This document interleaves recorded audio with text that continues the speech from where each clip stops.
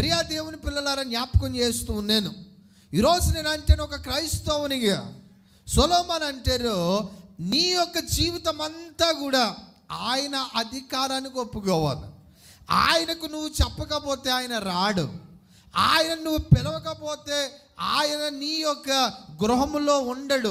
ఆయన నువ్వు ఆహ్వానించకపోతే నీ హృదయంలో ఆయన ఏమాత్రము కూడా ఉండడు. అందుకే దీనిని క్రైస్తవ సమాజము ఏమని పిలుస్తూ ఉందంటే ఫ్రీ విల్, అంటే స్వేచ్ఛనిచ్చాడట.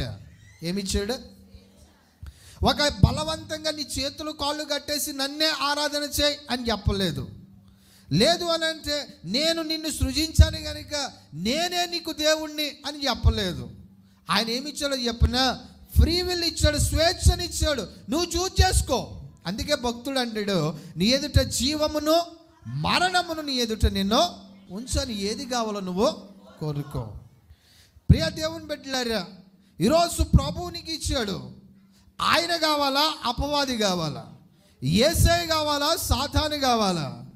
మరణము కావాలా, జీవము కావాలా? ధనము కావాలా, పేదరికం కావాలా? కష్టాలు కావాలా, సంతోషము కావాలా? ప్రతిదీ కూడా నేను చేశాడంటే ఒక చాయిస్ ఇచ్చాడు.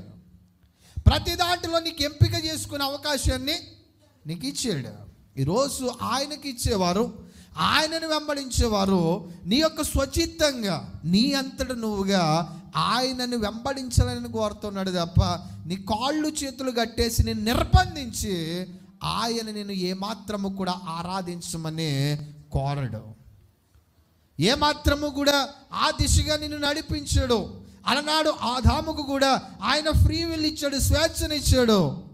నీకు అన్నిటి అందు స్వేచ్ఛను నేను ఇచ్చాను. నీకు కనబడకుండా నీ కంటికి నేను దేనిని మరుగు చేయలేదు. ఏమి తింటావో ఏమి అది నీ హృదయానికి నేను విడిచిపెడుతున్నాను. ఈరోజు ఇక్కడ ఉన్న మనుషులందరికీ, ఇక్కడ ఉన్న బిడ్డలందరికీ జ్ఞాపకం చేస్తున్నాను, ఆయన నీకు ఫ్రీ విల్ ఇచ్చాడు.